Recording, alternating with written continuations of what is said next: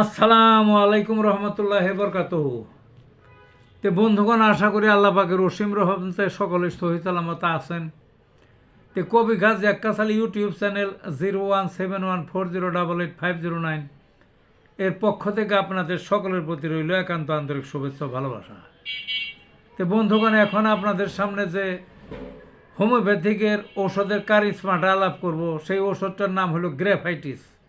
তাহলে গ্রাফাইটিসের কারিশমা বা কাজ বা বিশেষ বৈশিষ্ট্য কি কি? প্রথমে মনে রাখতে হবে মোটা সোটা। মোটা মোটা কি মোটা? মোটা থলথলে মানুষ, কিন্তু ওই শক্ত, পেশি টেশি শক্ত বা খাল শক্ত, খাল মোটা, একটু গোয়াইরা গাওয়াইরা, ঘাড় মোটা, তাদের এই ওষুধটা বেশি কাজ করে। আরেকটা কি কি? সেটা হলো ওই শরীরের কোনো জায়গায় যদি খাল মোটা হয়ে যায়, অনেক সময় হয় না, হয় যে কোনো এক জায়গায়, তাহলে এইটা সেরা ওষুধ।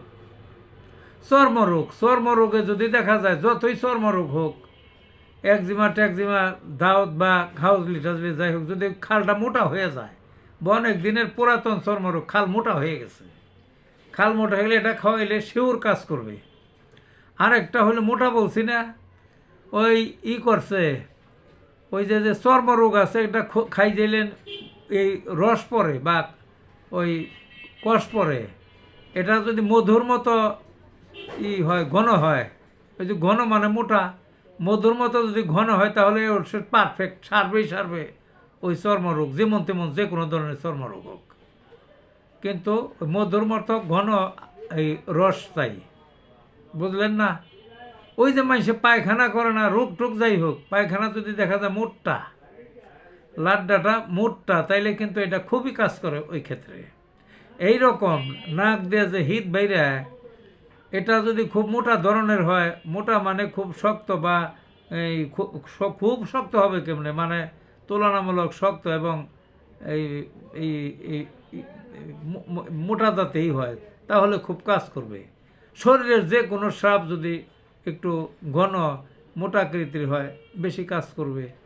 তো এইরকম মোটা যেখানে আছে সেখানেই ওষুধটা খুবই কার্যকরী। আর একটা কি, চোখের পাতায় যে মানুষের আঞ্জনি হয় বা একজিমা হোক, যেটাই হোক, চোখের উপরের পাতায় হোক, নিচের পাতায় হোক, বা চোখের চতুর্দিকে হোক, এই ওষুধটা সেরা ওষুধ এবং সারবে। কি ওষুধটা? গ্রাফাইটিস। ভালো থাকুন বন্ধুগণ।